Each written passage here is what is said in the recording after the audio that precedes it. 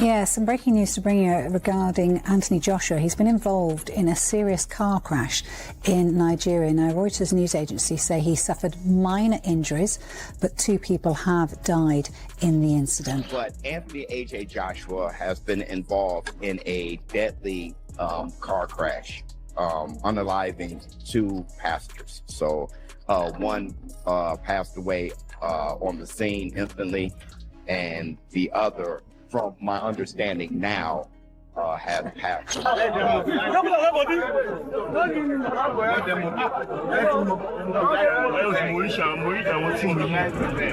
So, here's the story that just shook boxing to its core.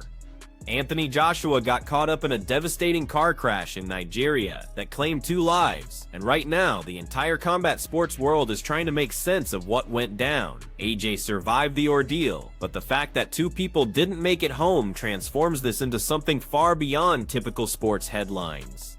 Minor injuries. There were images of Anthony Joshua enjoying his vacation in Nigeria with his friends and everything. Yeah, he has his shirt off and everything because, you know, he's in Africa. It's warm out there. He was just enjoying his time. And unfortunately, there was a car crash. The crash details are absolutely brutal. Joshua's vehicle collided with a stationary truck, instantly killing 2 people on impact. While AJ escaped with what medical professionals are calling non-fatal injuries, the harsh truth remains that families lost loved ones, which overshadows everything else about this story. We do not know the circumstances of the accident.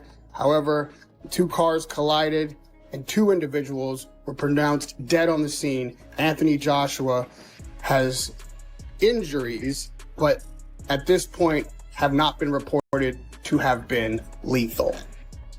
This is when the boxing community went completely silent. Smart people in the sport knew not to speculate too quickly, which shows you just how grave the situation really was. Breaking reports confirm that Anthony Joshua got transported straight to medical facilities for emergency treatment and observation. The second this story broke across social platforms, reactions poured in from supporters, athletes, and media personalities across the board. Initial updates indicate AJ avoided major physical damage, but when you're dealing with a collision this severe where fatalities occurred, the entire landscape shifts. But again, I don't know, so I don't want to say that, but I'm hoping that some of the news we're hearing that he, it doesn't look like he has any major injuries is true, and that would be fantastic, and obviously be a very lucky boy. Joe Rogan weighed in with his perspective and instantly sparked heated debates across the internet. Because naturally, that's what unfolds when real tragedy collides with public commentary. His statements spread like wildfire, with people dissecting every word while simultaneously trying to absorb the crash details. We're not discussing some minor traffic incident here. Anthony Joshua receiving emergency medical attention following an impact that took 2 lives has left combat sports fans completely stunned. As online arguments intensify and raw emotions flood every corner of the web, the priority remains AJ's healing process and the relatives coping with devastating heartbreak. I mean, that's bonkers. Thank God he didn't have a seatbelt on. I never say that. Thank God he didn't have a fucking seatbelt on, because if he did, there's no way. He would be dead. The situation became intensely personal in an instant. Anthony Joshua's vehicle struck that motionless truck with catastrophic impact. 2 human beings died at the scene. AJ was rushed to hospital care with injuries medical staff labeled as non-critical. The story spread across every social network, leaving supporters in the global boxing community unable to process just how severe this really became. I realized that I was working away from home. I was spending time with my friends. And my wife wasn't happy.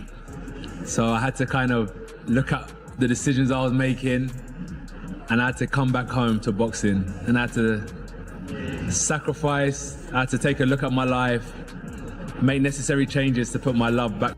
Emergency responders and healthcare professionals have now provided complete details about what actually happened. Joshua's SUV smashed into an unmoving truck, instantly ending 2 lives. AJ received transport to emergency treatment with what they're calling manageable injuries, but the collision images and videos circulating online have left fans disturbed around the globe. What everyone's witnessing serves as a brutal wake-up call that fatal accidents happen in split seconds, even involving people people who regularly face dangerous circumstances. Police that there was an accident at 9:30 a.m. local time, 8:30 our time, involving two vehicles in which two people have died, and Anthony Joshua has received minor injuries and he's been taken to hospital. So eyewitnesses say Joshua was in a Lexus SUV with 3 other passengers, and he was involved in an accident in which that Lexus collided with a truck that was stationary at the time. And there are videos online of a shaken Joshua being taken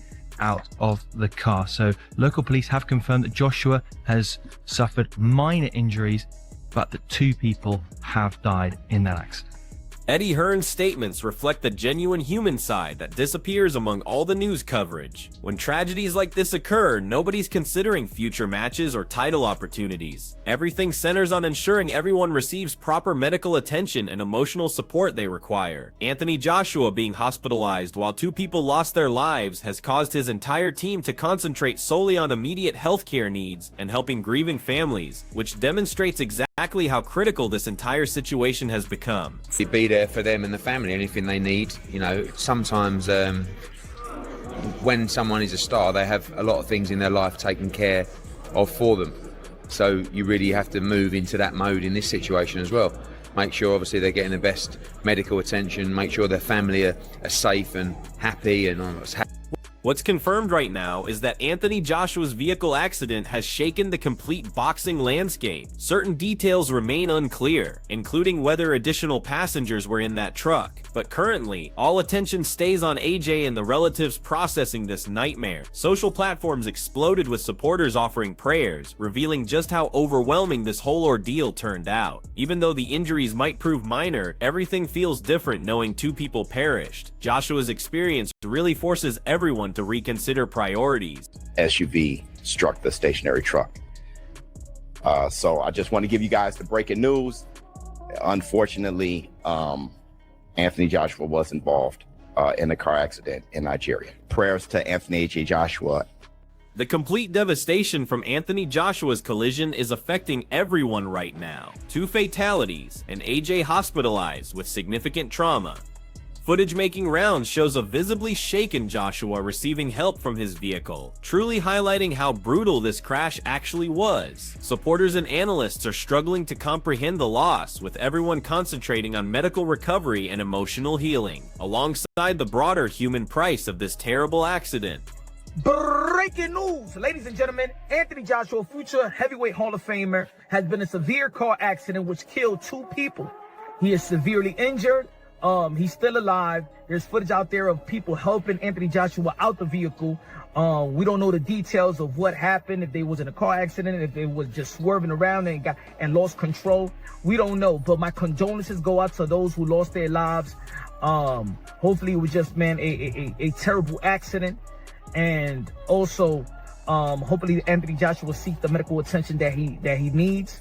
You know, check the everything, the head, the scan everything, x-ray, MRI, because we don't know if that could be internal bleeding as well. You know, adrenaline is pumping and you may feel like you're not okay, but you got to check everything. But hopefully he heals well, and Godspeed. And again, my condolences go out to those that lost their lives. This reveals the human catastrophe underneath everything else. Joshua lives through it, but 2 close companions die instantly. These messages really highlight the emotional truth beyond sports journalism, reminding everyone that this reaches far deeper than boxing coverage. Social networks have overflowed with fans offering prayers and condolences, displaying the global shock and concern for AJ plus the deceased victims' loved ones. Anthony Joshua injured in car accident. 2 people who I believe were with Anthony Joshua were friends of his have tragically passed away. Before I carry on reading the article, the 2 people who have tragically passed, my condolences is all I can say to their friends and families. We'll definitely offer up some prayers for them.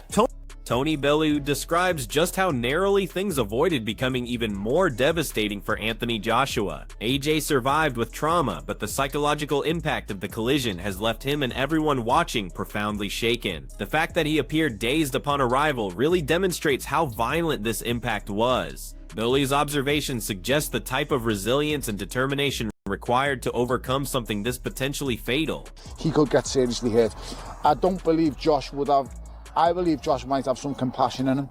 Frank Warren's statement provides some understanding amid all the chaos following Anthony Joshua's crash. Despite the collision's severity, his management team is already considering a preparation bout, likely before a massive confrontation with Tyson Fury this summer. This shows thoughtful strategic planning, allowing Joshua necessary time to recover both physically and emotionally while maintaining career momentum. From a commercial standpoint, scheduling a return fight becomes crucial for testing his ring readiness and restoring confidence post-accident. Warren's tactical approach also reassures fans that Joshua's management handles both rehabilitation and professional development, displaying the expertise within elite boxing. Even following tragedy, the sport continues moving, and Joshua's path back to championship-level competition receives careful coordination. We have a warm-up fight, but I don't if this fight happens, which I believe it will, if it does happen, it will be sometime in late summer. So Tyson, that's another sort of what's at the moment, it's another 7 months away. So he'll certainly have a fight in between, I think.